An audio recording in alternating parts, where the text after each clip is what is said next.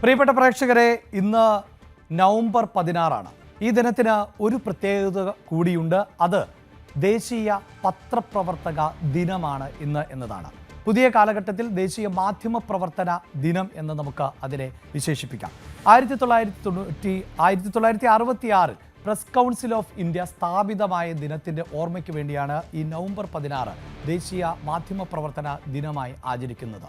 നേരത്തെ വിനോദ് സൂചിപ്പിച്ചതുപോലെയുള്ള നിയന്ത്രണങ്ങൾ മാത്രമല്ല, ലോകവ്യാപകമായി മാധ്യമങ്ങൾക്ക് മേൽ വിലക്കുകൾ ഏർപ്പെടുത്തുന്ന, നിയന്ത്രണങ്ങൾ ഏർപ്പെടുത്തുന്ന കാലഘട്ടത്തിലൂടെയാണ് ഞങ്ങൾ കടന്നു പോകുന്നത്. അതിപ്പോൾ ഇന്ത്യയിലെ ഭരണകൂടവും പലപ്പോഴായി നിയന്ത്രണങ്ങൾ ഏർപ്പെടുത്തുന്നതിന് വേണ്ടിയുള്ള നീക്കങ്ങളൊക്കെ നടത്താറുണ്ട്. പക്ഷേ ജീവൻ പണയം വെച്ചാണ് ഞങ്ങളുടെ റിപ്പോർട്ടർമാർ പലയിടത്തു നിന്നും വാർത്തകൾ ശേഖരിക്കുന്നത്. ഉദാഹരണത്തിന്, കഴിഞ്ഞ ദിവസം നൗഗാമിൽ ഉണ്ടായ സ്ഫോടനം, ആ സ്ഫോടനത്തിന് തൊട്ടു പിന്നാലെയാണ് ആ പ്രദേശത്തേക്ക് ഞങ്ങൾ എത്തുന്നത്. അത് പ്രത്യേകിച്ച് സുരക്ഷാ സൗകര്യങ്ങൾ ഒന്നുമില്ലാതെയാണ്. ഇസ്രയേലും ഹമാസും തമ്മിൽ ഏറ്റുമുട്ടുമ്പോൾ ആ പോരാട്ട ഭൂമിയിൽ നിന്നുകൊണ്ടാണ് ഞങ്ങൾ പ്രേക്ഷകരെ നിങ്ങളിലേക്ക് വാർത്തകളും കാഴ്ചകളും ദൃശ്യങ്ങളും എല്ലാം എത്തിക്കുന്നത്.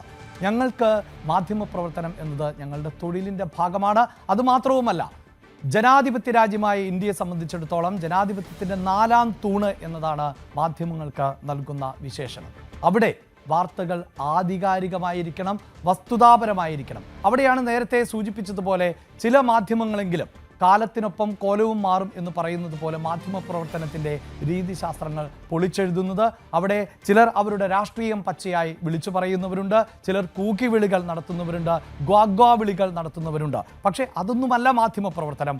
മാധ്യമപ്രവർത്തനം എന്നത് വസ്തുനിഷ്ഠമായിരിക്കണം, അത് ആധികാരികമായിരിക്കണം എന്ന് ഉറച്ചു വിശ്വസിക്കുന്ന മാധ്യമങ്ങളും മാധ്യമപ്രവർത്തകരും ഈ കാലഘട്ടത്തിലും ഉണ്ട് എന്ന് ഒരിക്കൽ കൂടി എല്ലാ മാധ്യമപ്രവർത്തകരെയും, അതായത് വസ്തുനിഷ്ഠമായി വാർത്ത നൽകുന്ന, ആധികാരികമായി വാർത്ത നൽകുന്ന മാധ്യമപ്രവർത്തകർക്ക് വേണ്ടി ഓർമ്മിപ്പിക്കുന്നു.